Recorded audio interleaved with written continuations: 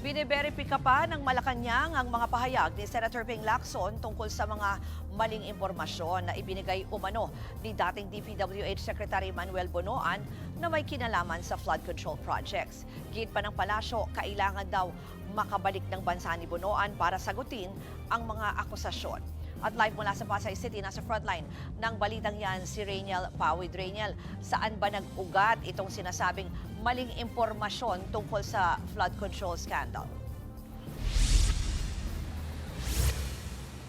Ruth, nagsimula nga yan matapos isiwalat ni Senator Ping Lacson na may sources siya na magpapatunay na maling grid coordinates o lokasyon nga ng mga flood control projects yung ipinasa ni dating Secretary Bonoan sa Malacanang at yung mga datos naman na yan yung ginamit na Malacanang para doon sa sumbong sa Pangulo website.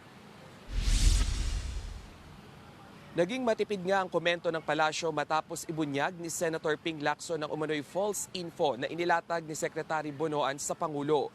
Libo-libong maling grid coordinates ng flood control projects daw ang isinumite ni Bonoan sa Pangulo. Dahil dyan, umabot sa higit 400 na inspection flood control projects sa bansa ang nakuhanan ng maling datos. Sabi ni Palace Press Officer Undersecretary Claire Castro, tanging si Bonoan ang makakasagot sa mga aligasyon. Pakinggan natin ang pahayag ni Yuse Claire Castro.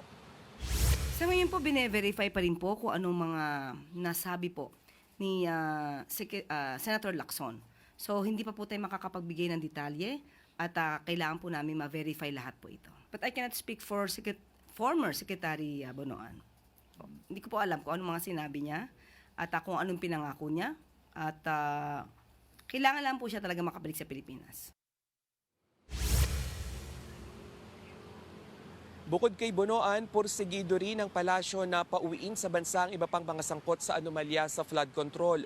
Kabilang nga riyan si dating Representative Saldico. Makikipag-ugnayan daw ang gobyerno sa Portugal at sa Interpol para sa pagpapabalik bansa nga niko.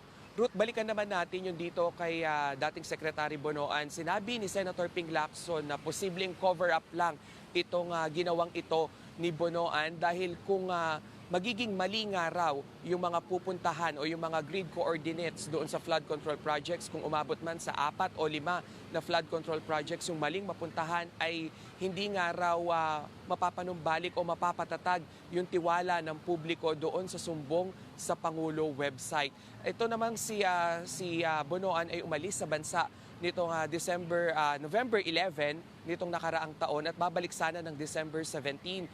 Pupunta nga ng Amerika para lang samahan yung asawa na magpapagamot. Pero hanggang sa ngayon ay hindi pa ito nakakabalik. At sabi naman ni Senator Ping ay posible na padalan nga nila ito ng sabpina at kung hindi naman na a-attend ito sa mga hearing ay posibleng mapadalan din siya ng warrant of arrest. Nakikipag-ugnayan na rin daw yung gobyerno ngayon doon naman sa counterpart nito sa Amerika para may monitor na nga yung galaw ni Bonoan doon. Ruth. Yan po ang Express Report ni Rainiel Pawid. Mga kapatid, Ruth Cabalco, para sa mabilis na pasada ng mga balitang dapat niyong malaman, mag-follow at mag-subscribe sa social media pages ng News 5.